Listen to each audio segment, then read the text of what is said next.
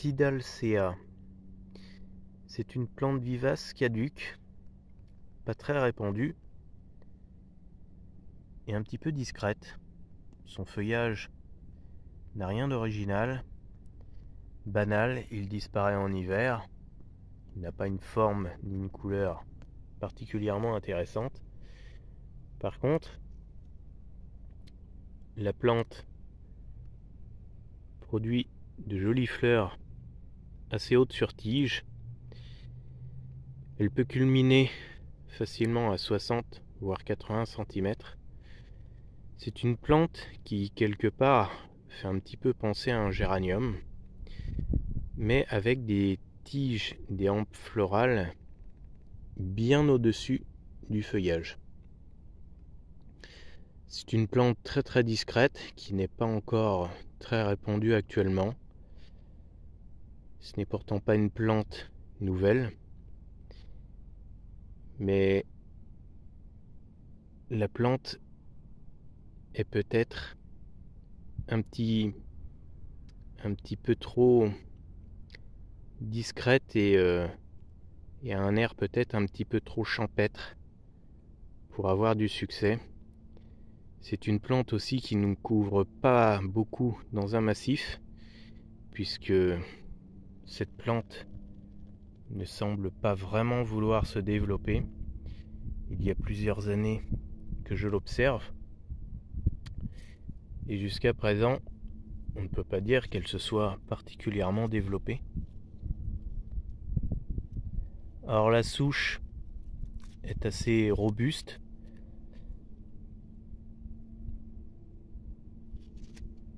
Mais d'un autre côté, la végétation n'est pas particulièrement luxuriante ou exubérante. Les feuilles sont toujours relativement petites.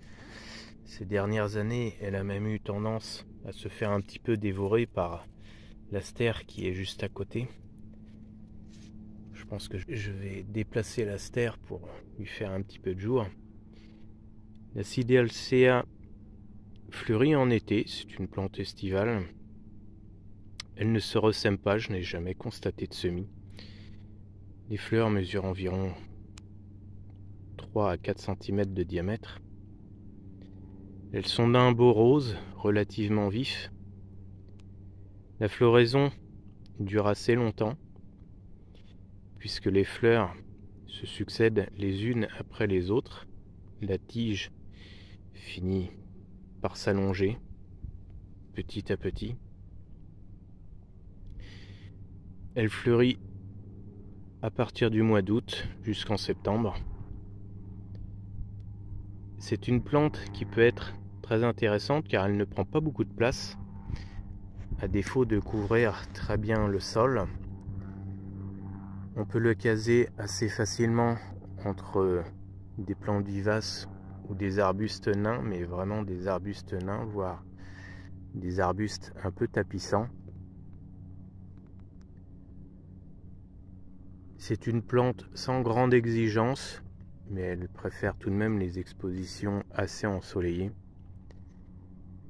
Et si possible, pas trop sec. Je la placerai de préférence en second plan, car c'est une plante qui a tendance quand même à monter assez en hauteur, même si le feuillage est relativement bas. Par contre, il vaut mieux ne pas la placer dans le fond d'un massif, car quand on voit la hauteur du feuillage, environ 10 à 15 cm,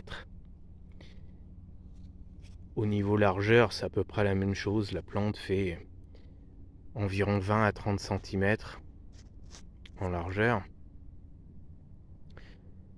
Ce n'est pas une plante qui s'étale, qui est envahissante et qui forme une grosse touffe. Elle reste un petit peu à l'état de plantule.